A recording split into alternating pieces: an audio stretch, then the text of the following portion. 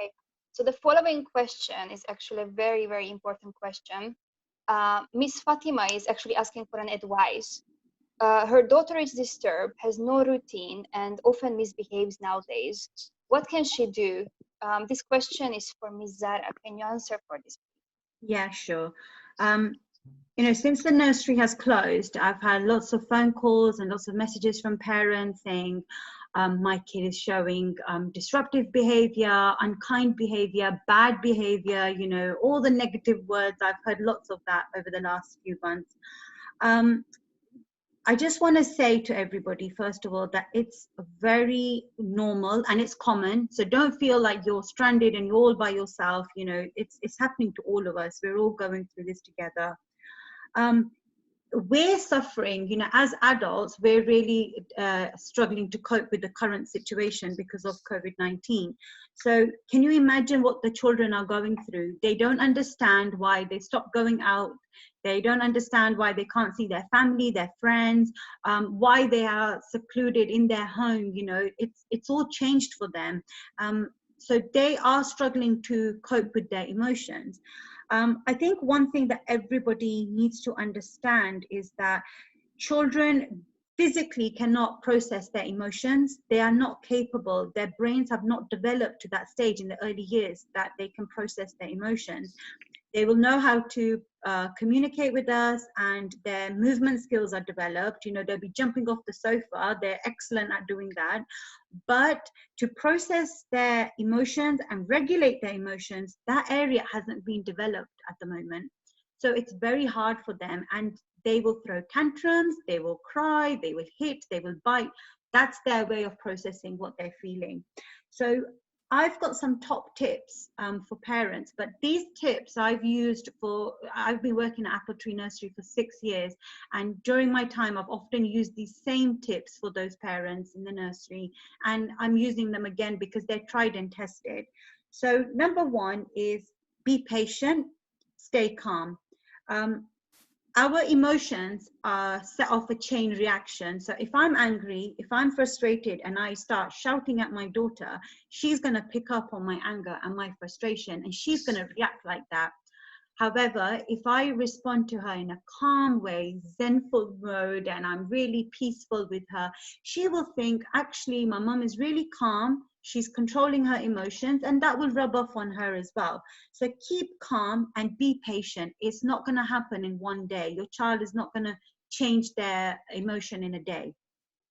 Number two, listen carefully. Now, our staff at Apple Tree Nursery are very good at this because we always focus on individual children, and we keep eye-to-eye contact. You'll never see our teacher standing and talking down at a child. We don't work like that. We come down on the ground, eye to eye, and we often, we'll hold hands with children. We'll look into their eyes, and the words that we use are positive words. We use words like you, so it's about the child. We don't say, I'm annoyed why you're doing this, or I'm frustrated why you're doing this. We say, what do you want, darling? What's upsetting you? So it's about the child. Third thing is we offer choices. So there are a lot of options for children. So in the nursery, in our classrooms, we never have one activity going on at one time. We have several, 4 or 5 different activities. So children can go around, make their own choice what they want to do.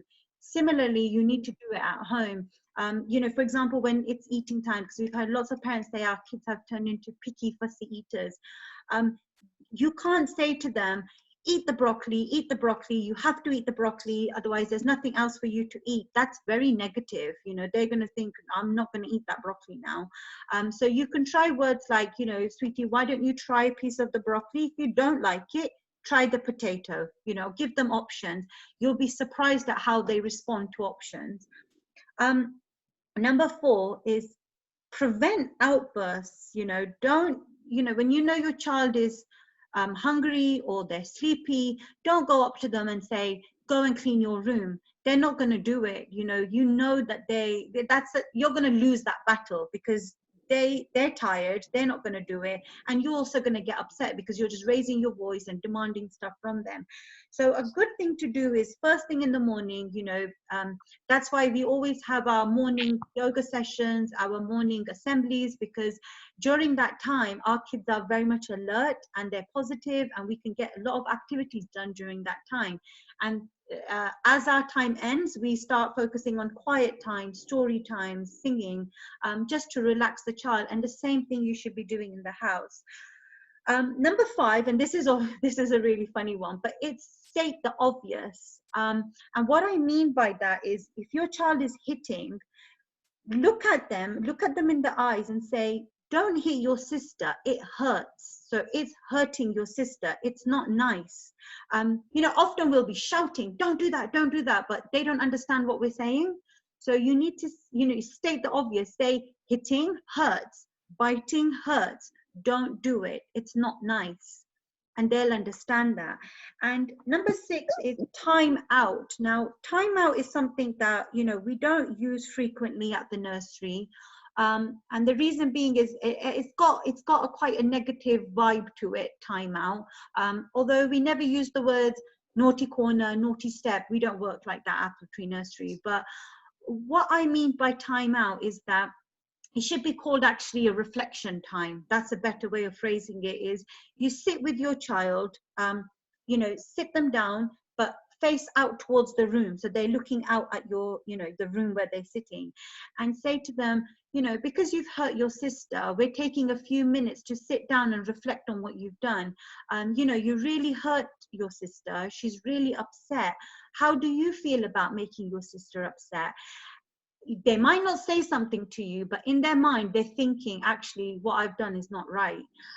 So we do that quite a lot at the nursery, where we give them moments to reflect on their actions. And usually they come out with a positive mindset, and we don't have a repeat of the negative behavior. And just to end, I have 2 techniques, you can call them, that will help you in the home. Is you need a routine for your child. And the best way to do this is using visual timetables. And again, we use this in the nursery because we have small children who can't read. So we use visual timetables that are put on eye level for them. It can be as simple as get up. So get out of bed, brush your teeth, have your breakfast. But when the kid can see the routine set out for the day, they have a purpose, and also it will help you as well. So currently online there are thousands of printables. You can print it off, stick it in somewhere like your fridge or your living room and use that. And the last technique that I have is reward charts. Again, this is something we use at the nursery, but reward charts are brilliant because it's very simple. You can give them a sticker for every time they do something positive, and always focus on the positive. The negatives, try to ignore them and focus on the positives. You can say, okay, if you do 5 tasks, you'll get 5 stickers. At the end, you can take a reward from the basket. Have some fun treats. Don't just throw candies at them, but have something fun for them to look forward to, and that will work. And I hope it works for all of you as well. Okay.